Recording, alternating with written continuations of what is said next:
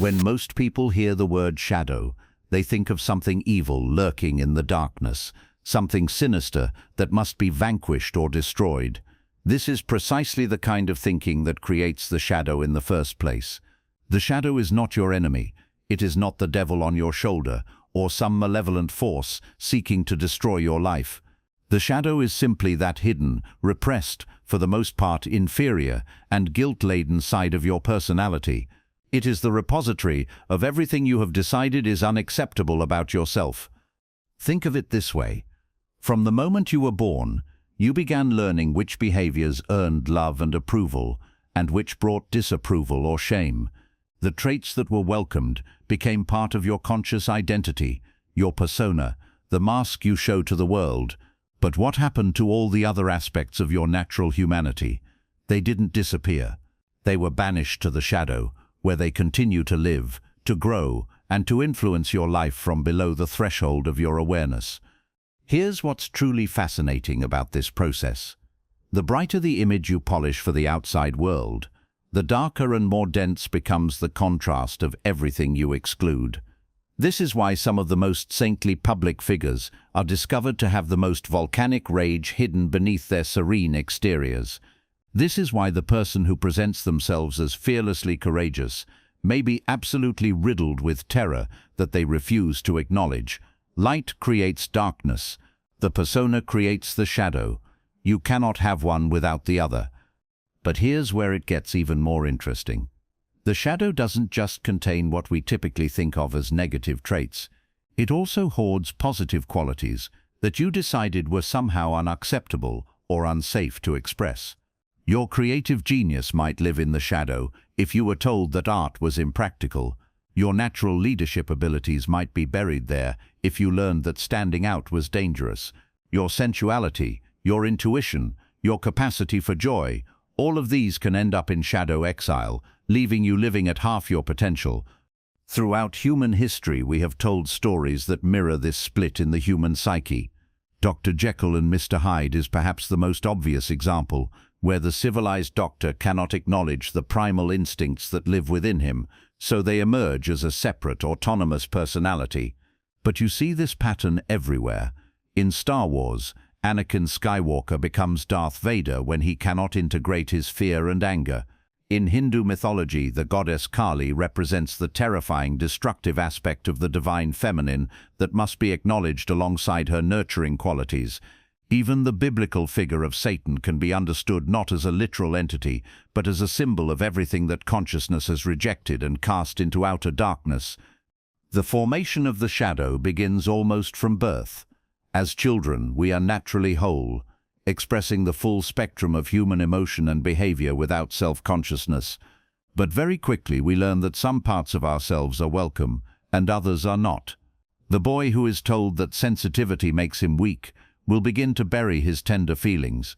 The girl who is told that anger is unladylike will entomb her natural aggression. The child who is criticized for being too much, too loud, too excited, will learn to compress their vitality into acceptable limits. This process is not inherently wrong. Some degree of repression is necessary for civilization to function. We cannot have children or adults acting on every impulse, expressing every emotion without filter or consideration for others.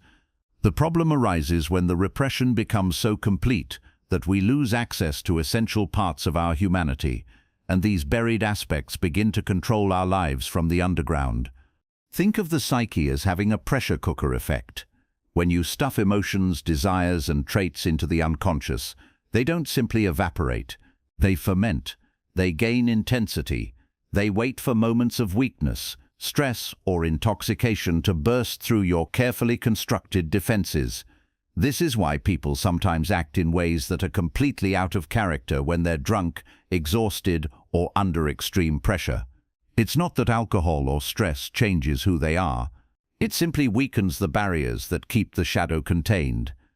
You see this in the executive who maintains perfect composure in every meeting until one minor criticism sends them into a rage that surprises everyone, including themselves.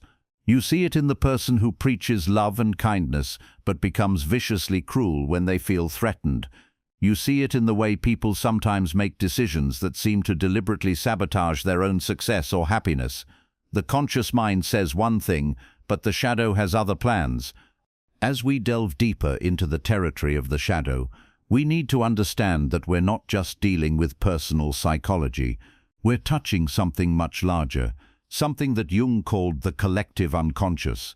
While your personal shadow contains the specific traits and qualities that you as an individual have repressed, there's also a collective dimension to the shadow that represents the disowned aspects of human nature itself.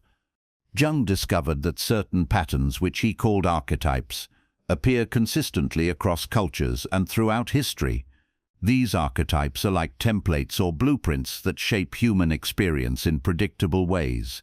The shadow is one of these archetypal patterns, and it manifests not only in individual psychology, but also in the collective psychology of groups, cultures, and even entire civilizations. When we look at mythology and folklore from around the world, we find the same shadow themes appearing again and again.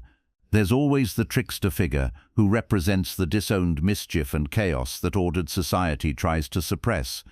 There's the devil or demon archetype that embodies all the instincts and desires that religious consciousness has deemed evil. There's the wise fool who speaks truth to power, precisely because he stands outside the conventional moral order. These mythic figures aren't just entertaining stories. They're psychological maps that help us understand the universal human tendency to split our nature into acceptable and unacceptable parts. Every culture creates some version of these shadow archetypes, because every culture needs some way to acknowledge and contain the aspects of human nature that it cannot directly embrace. The hero's journey, which appears in mythology worldwide, always includes a descent into darkness, where the hero must confront their shadow, or their dark double, before they can claim their treasure, or complete their quest. This isn't coincidental. It reflects the psychological truth that integration of the shadow is necessary for wholeness, and that avoiding this confrontation keeps us trapped in partial living. Think about some of the most powerful stories in our culture. In Star Wars, Luke Skywalker must confront Darth Vader, who represents not just external evil, but his own potential for darkness. In Harry Potter, Harry must face Voldemort, who embodies the split-off, disowned aspects of the wizarding world's psyche. In The Lord of the Rings, Frodo must journey into the heart of darkness to destroy the ring, which represents the corrupting power of disowned desire. These stories resonate so deeply because they mirror the internal journey that every individual must take to become whole. The external enemy is always also an internal enemy. The monster we must slay is always also an aspect of ourselves that we must integrate. But the collective shadow doesn't just show up in mythology and entertainment. It plays out in real historical events, often with devastating consequences. When a society or culture collectively projects its shadow onto another group, the result is scapegoating, persecution, and violence. Think about the witch hunts that occurred in Europe and colonial America. What were these really about? On one level, they were about religious hysteria and social control. But from a depth psychological perspective, they were about a culture that had split off and demonized the feminine principle, particularly feminine power, sexuality, and connection to nature. The women who were accused of witchcraft often embodied these disowned qualities, and by destroying them, the culture was attempting to destroy the aspects of itself that it could not integrate. The same pattern appears in the Holocaust, in slavery, in ethnic cleansing, in religious persecution throughout history. A dominant group identifies another group as carrying the qualities that they most fear or despise about themselves, then attempts to eliminate the external group as a way of managing their internal conflict. This is why Jung warned that the individual has always been the sole carrier of the moral and mental progress of humanity. When people refuse to do their own individual shadow work, when they refuse to acknowledge and integrate their own darkness, that darkness doesn't disappear. It gets projected onto others, and the result is collective violence and destruction. We're seeing this same pattern play out in contemporary politics and social media. People gather in ideological tribes that allow them to project all of their disowned qualities onto the opposing tribe. The other side becomes the repository for everything that the group cannot accept about itself. They become evil incarnate, while the in-group maintains the illusion of moral purity. But this projection mechanism also operates in more subtle ways. Modern consumer culture is largely organized around selling us access to disowned aspects of ourselves. Advertising works by showing us people who embody qualities that we've lost touch with in ourselves, then promising that we can have access to these qualities by purchasing the right products. The car commercial shows us freedom and rebellion that we've given up in our conventional lives. The fashion ad promises the sexuality and confidence that we've buried under professional respectability. The travel promotion offers the adventure and spontaneity that we've sacrificed for security and routine. We're constantly being sold back pieces of ourselves that we've relegated to the shadow. Social media amplifies these dynamics by creating a platform where everyone can perform their persona while projecting their shadow onto others. People curate their feeds to show only the acceptable aspects of their lives while using comment sections and private messages to express the aggression, envy, and judgment that they cannot own directly. The internet has become humanity's collective shadow playground, where people can express anonymously or pseudonymously all the parts of themselves that they cannot integrate consciously. Understanding the collective dimension of the shadow helps us see that individual shadow work is not just personal healing. It's a form of social and political action. Every person who refuses to project their darkness onto others, who takes responsibility for integrating their own disowned qualities, is contributing to the reduction of collective violence and division. This is why Jung said that the most important question facing humanity is whether we can make the unconscious conscious, whether we can integrate our shadow both individually and collectively.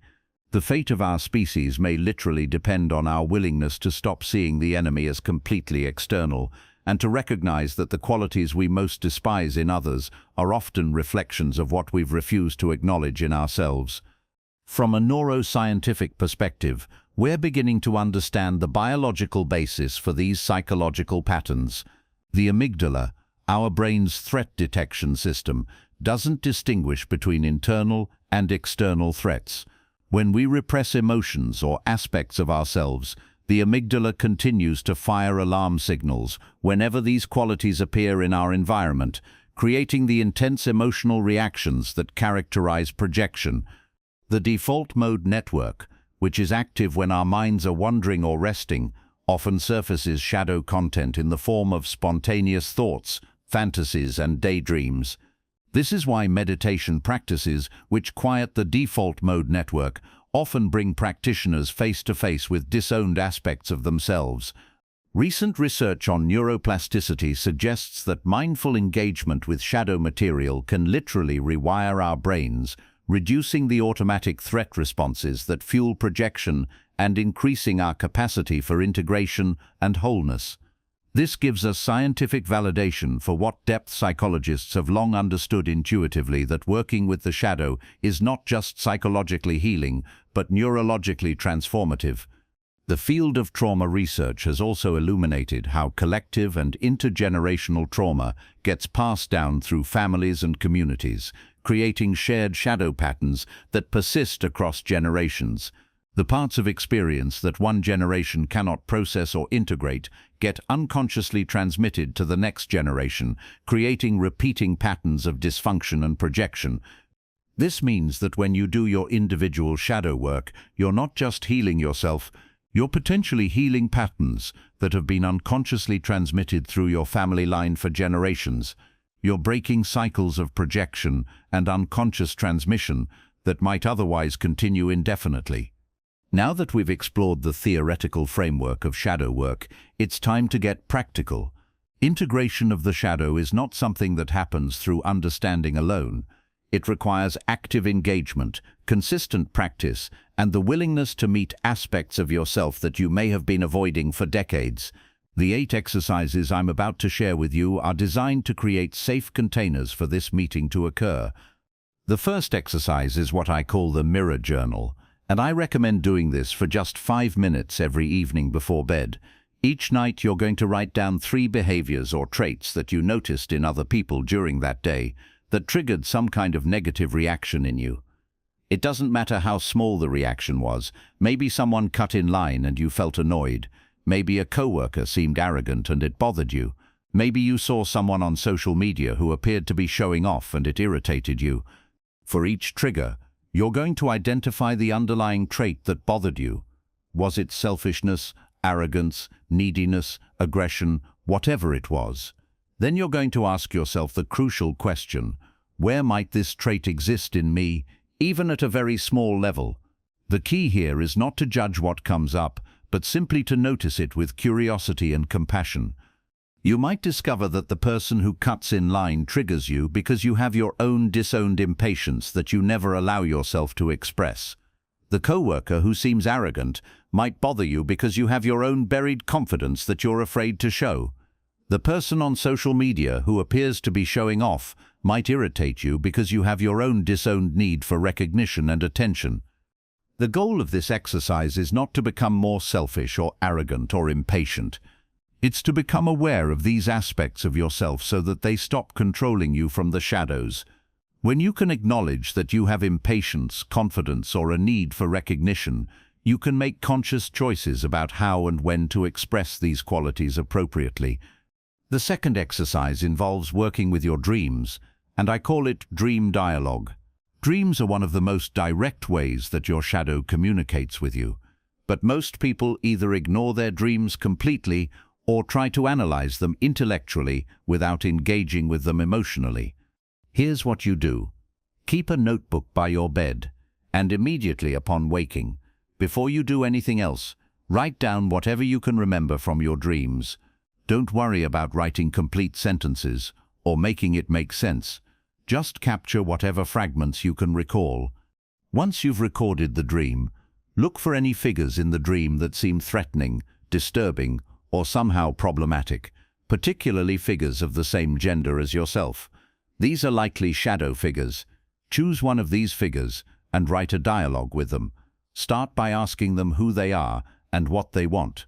Then write their response, letting it come spontaneously without censoring it. Continue this dialogue for 10 minutes, asking questions and allowing the shadow figure to respond. You might ask, "Why did you appear in my dream? What are you trying to tell me? What do you need from me?" The responses that come may surprise you. Often, these shadow figures carry messages about neglected aspects of your life or qualities that you need to develop or integrate. The third exercise is what I call the creative permission slip, and this is designed to give your shadow safe expression through creative means. Choose one energy or emotion that you typically repress or that makes you uncomfortable. It might be anger, sensuality, aggression, wildness, whatever feels most foreign to your usual persona.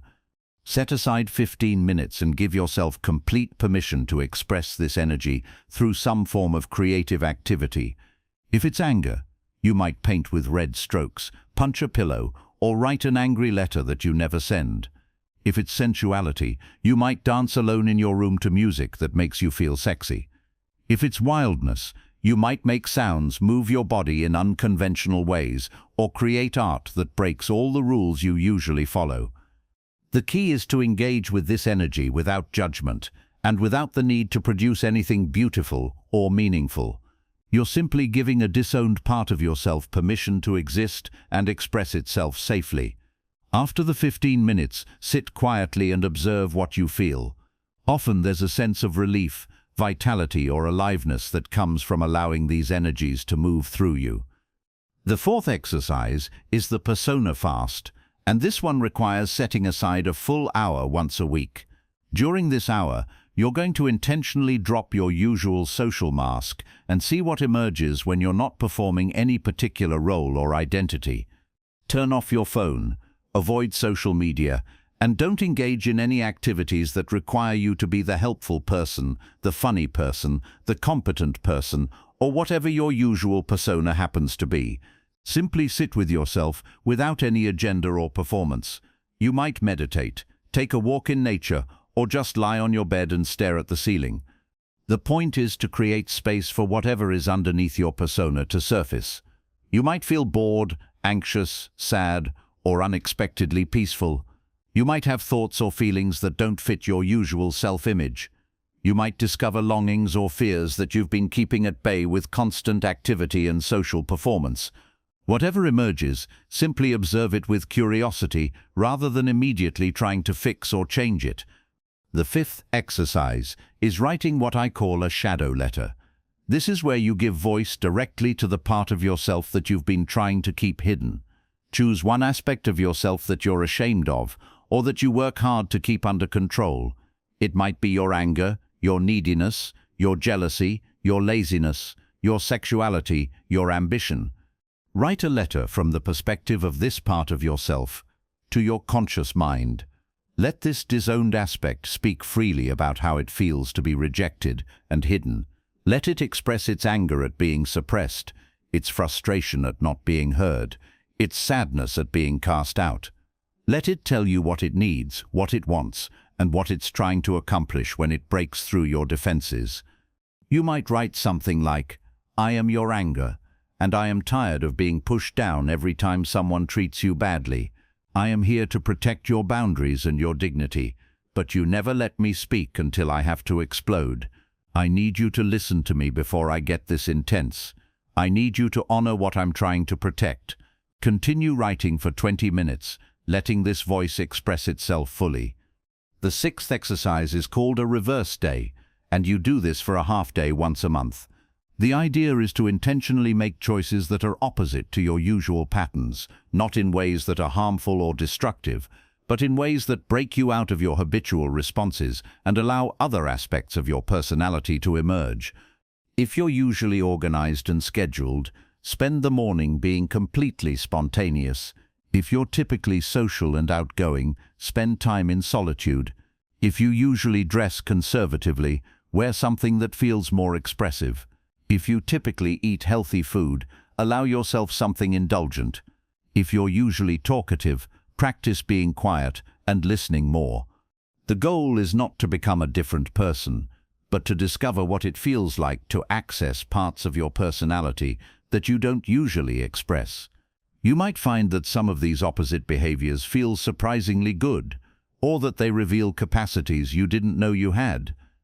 The seventh exercise is projection recall, and this is something you can practice in real time whenever you find yourself judging or criticizing someone else. In the moment when you notice yourself having a negative reaction to another person's behavior, silently say to yourself, "That's me too." Then take 3 deep breaths and see if you can find even a small way in which you share the quality that you're criticizing in the other person. This doesn't mean that you excuse harmful behavior, or that all criticism is projection. It simply means that you pause before assuming that the quality you dislike is completely foreign to your own nature. This practice can dramatically reduce the intensity of your negative reactions to others and help you reclaim the energy that you've been using for judgment. The eighth and final exercise is what I call mythic reenactment. Choose a myth or fairy tale that involves someone confronting a monster, shadow figure, or dark force. It might be Theseus and the Minotaur, Beauty and the Beast, or Luke Skywalker and Darth Vader. Set aside 30 minutes for a guided visualization where you place yourself in the hero's role. Close your eyes and imagine yourself entering the dark place where the shadow figure lives. See this figure clearly and ask it what it represents about you. Instead of fighting or destroying it, try to understand what it needs and how it might be integrated into your life. Imagine yourself finding a way to transform the relationship with this figure from one of conflict to one of cooperation or alliance. These exercises are not meant to be done all at once or to be completed and then forgotten. They are practices that you can return to again and again as you continue the lifelong process of integrating your shadow. Some will resonate more strongly with you than others, and that's completely normal. Choose the ones that feel most relevant to your current life circumstances and commit to practicing them consistently. Remember, the goal of shadow work is not to eliminate the parts of yourself that you've deemed unacceptable.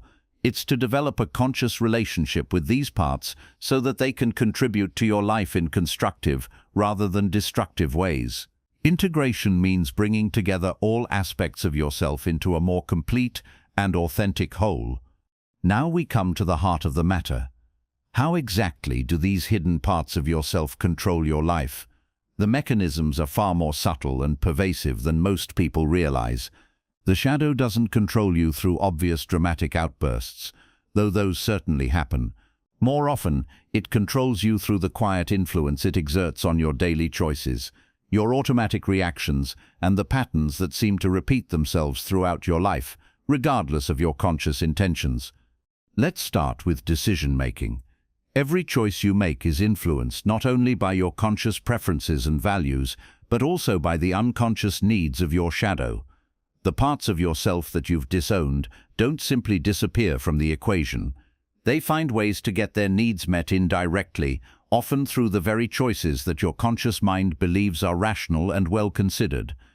Consider the person who grew up in a chaotic household and developed a strong conscious identity around being organized, responsible, and in control. You might expect such a person to choose partners who are equally stable and reliable, but often this isn't what happens. Instead, they find themselves repeatedly attracted to partners who are unpredictable, emotionally volatile, or somehow chaotic. Why? Because the part of themselves that they've disowned, their own capacity for spontaneity and emotional expression, is drawn to people who can live out these qualities on their behalf. The conscious mind tells itself a story about why these relationships make sense.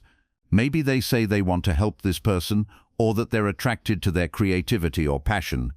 But what's really happening is that their disowned shadow is hijacking their romantic choices to create situations where the buried aspects of their personality can be experienced, even if only vicariously. This same pattern shows up in career choices.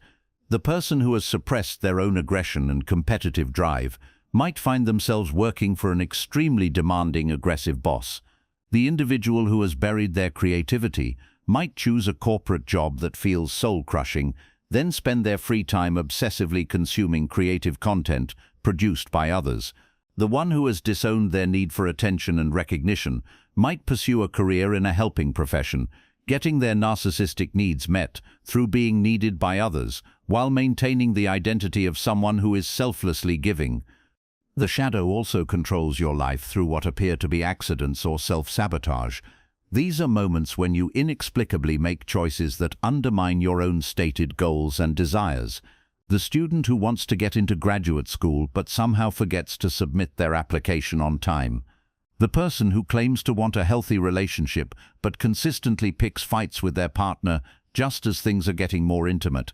The individual who says they want to lose weight but finds themselves binge eating precisely when they've been most successful with their diet.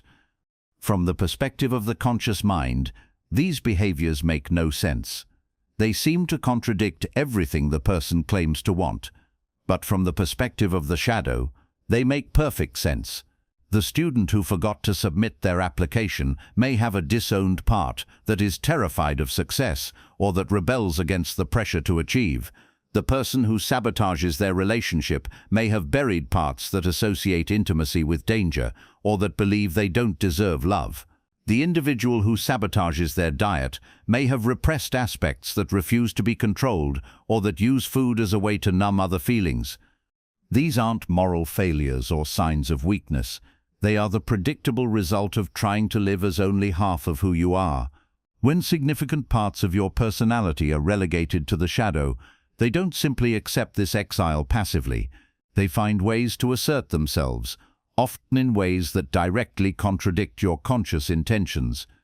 The shadow also influences your life through your emotional reactions. Have you ever found yourself having an emotional response that seemed completely disproportionate to the situation? Maybe someone made a minor criticism and you felt devastated for days. Perhaps you attended a social event and found yourself consumed with jealousy about other people's success. Or you had what should have been a minor disagreement with a friend, but you found yourself feeling hurt and angry for weeks afterward. These intense emotional reactions often signal that something in your shadow has been activated. The criticism that devastates you may have triggered a part of yourself that you've tried to hide, a part that feels inherently flawed or unworthy. The jealousy you feel at social events may be coming from disowned ambition or competitiveness that you've never allowed yourself to express directly. The hurt from the disagreement with your friend may be connected to buried anger or assertiveness that has no other outlet. When these shadow emotions take over, you often feel as if you're not yourself. People say things like, "I don't know what came over me," or "that wasn't like me at all," but actually, it was very much like you.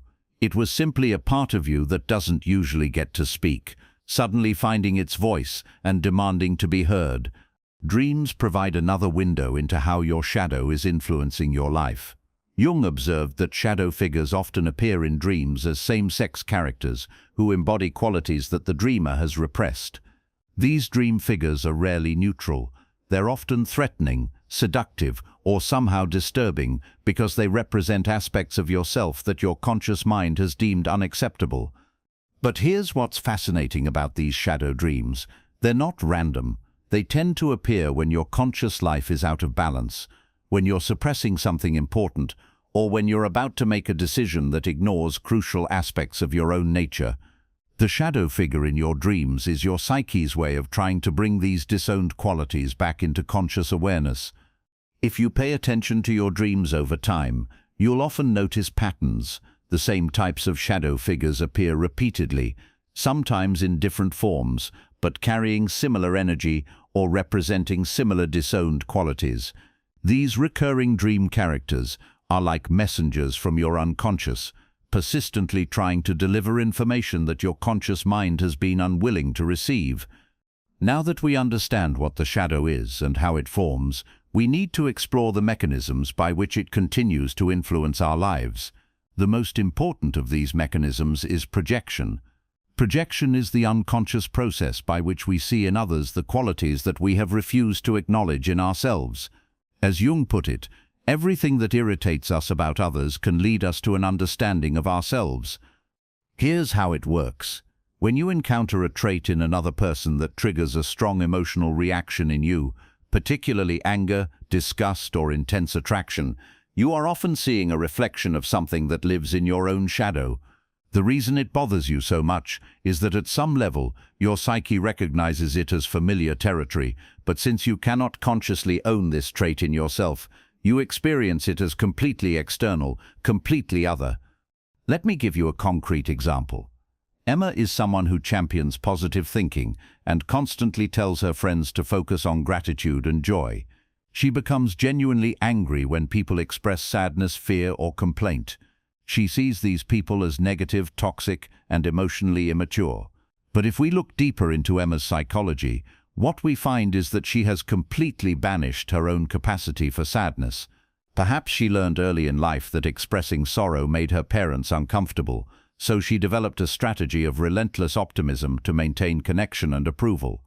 Now, every time Emma encounters someone who is freely expressing the sadness that she has buried, it threatens her entire psychological structure. Her unconscious recognizes that sadness as her own, but since she cannot allow herself to feel it, she projects it entirely onto the other person and then attacks it as if it were completely foreign to her nature. The intensity of her reaction is proportional to how much of her own disowned sadness she is seeing reflected back at her. This same pattern plays out in every area of human relationship. The person who is most vocal about others' greed may be struggling with their own disowned acquisitiveness. The individual who is constantly criticizing others for being needy or clingy may be terrified of their own dependency needs. The one who cannot tolerate what they perceive as others' selfishness may be suppressing their own healthy self-interest. Romantic relationships are particularly fertile ground for projection because we tend to be attracted to people who carry qualities that complement our conscious personality, but who also embody aspects of our own shadow. This is why the initial chemistry can be so intense, and why the conflicts that develop later can be equally powerful. You fall in love with someone who seems to possess qualities that you've lost touch with in yourself, but then you find yourself fighting with them about these very same qualities because they trigger the disowned parts of your own nature. Think about your last serious relationship conflict. What was it really about? Often, if you dig beneath the surface content of the argument, You'll find that you are fighting with your partner about traits that you cannot accept in yourself.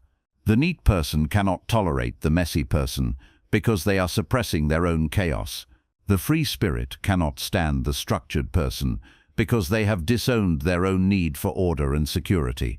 The intellectual cannot bear the emotional person because they have buried their own feelings. Each is trying to eliminate in the other what they refuse to acknowledge in themselves.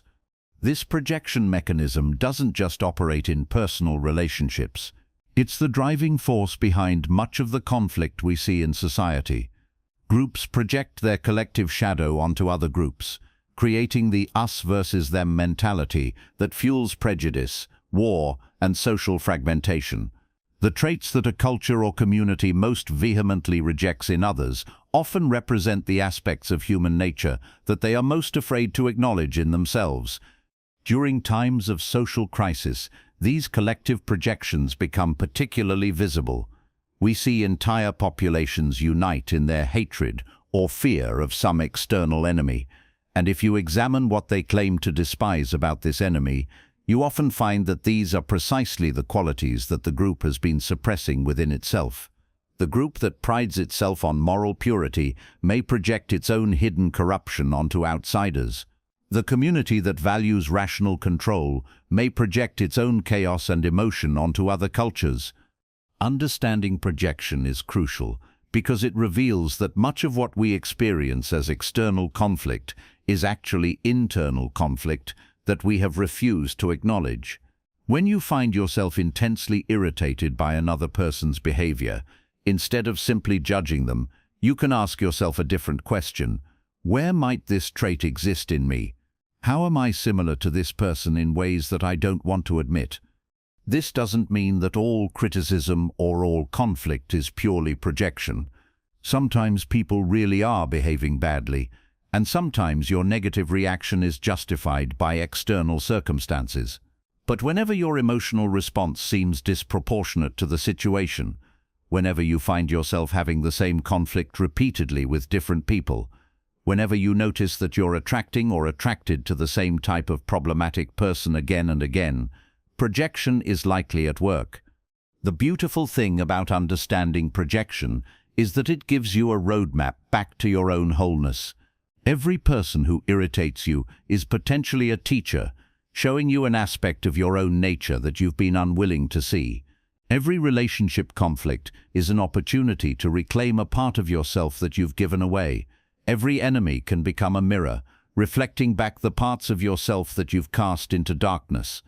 Until you make the unconscious conscious, it will direct your life, and you will call it fate. These words, spoken by Carl Jung nearly a century ago, contain perhaps the most profound truth about human existence ever uttered. Tonight, we embark on a 3-hour journey into the hidden basement of your psyche, into that shadowy realm where everything you've disowned, denied and buried continues to breathe, continues to influence, continues to control your life in ways you cannot even imagine. You see, there's a part of you that you've never met, a stranger living in your own house, making decisions with your name on them, choosing your partners, sabotaging your dreams, erupting in moments of inexplicable rage or inexplicable attraction. This stranger has been with you since childhood, growing stronger with each trait you rejected, each impulse you buried, each aspect of yourself you deemed unacceptable to the world around you. Carl Jung called this hidden terrain the shadow, and whether you believe in it or not, it already believes in you. It has been watching through your eyes, speaking through your voice, and writing the script of what you call your fate. Over the next 180 minutes, we will map this territory together. We will trace the shadow's origins in your earliest conditioning and watch how it shapes your relationships, your career choices, even your physical health. We will practice 8 hands-on exercises designed to help you reclaim the power you buried in darkness. You will hear 6 real-world stories of people who discovered that their greatest obstacles were their own disowned gifts, and we will journey through mythic parallels that reveal how humanity has always known this secret about the split in the human soul.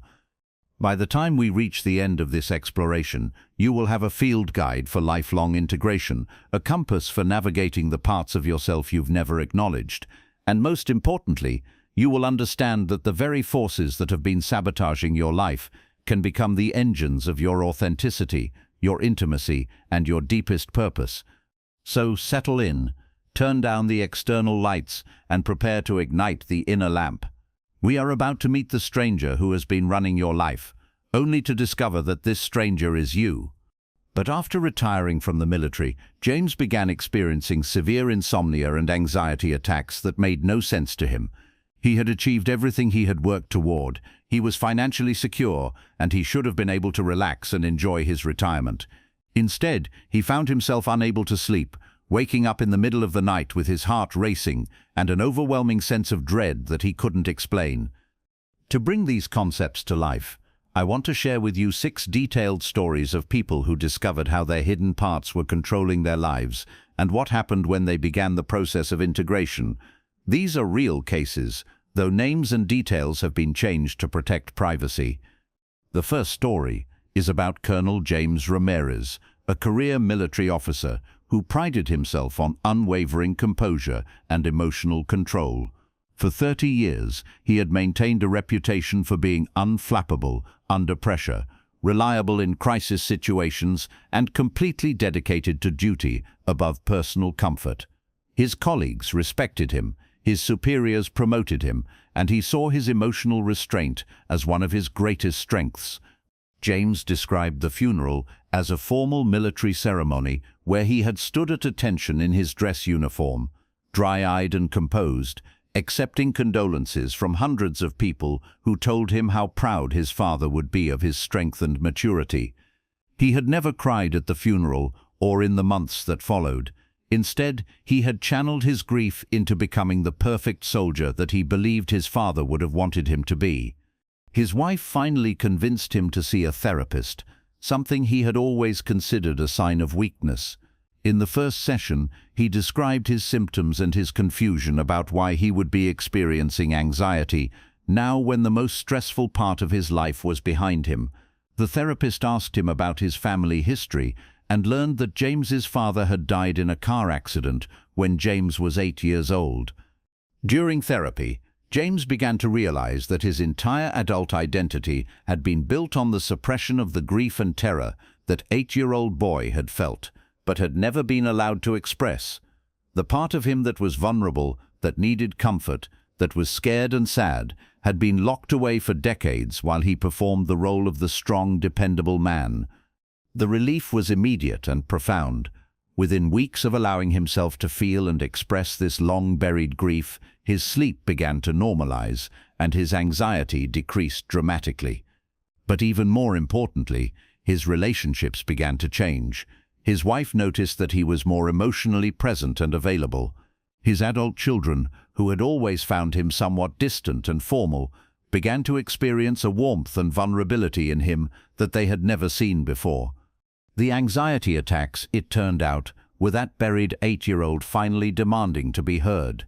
The insomnia was his psyche's way of creating the vulnerability he had never allowed himself to feel. In one particularly powerful therapy session, James finally allowed himself to cry for his father, to feel the fear and abandonment that he had carried unconsciously for 30 years. James discovered that integrating his shadow didn't make him weaker. It made him more fully human and ultimately more effective in his relationships and in his life. The strength that he had built on the suppression of vulnerability was brittle and costly. The strength that emerged from integrating all aspects of himself was far more resilient and authentic. But despite her outward success, Lisa was struggling with what she described as a sense of emptiness and lack of authenticity in her work relationships.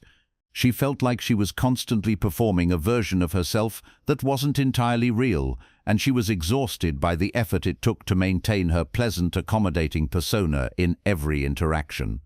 Take a moment to reflect on James's story. What parts of yourself have you been suppressing in service of an image of strength or competence? What would it mean to allow those vulnerable aspects of yourself to be seen and expressed? The second story involves Lisa Chen, a successful CEO who had built her career on being extremely agreeable and diplomatic. She was known for her ability to smooth over conflicts, to find win-win solutions, and to maintain harmony, even in the most challenging business situations. Her leadership style was collaborative and inclusive, and she took pride in never losing her temper or making enemies.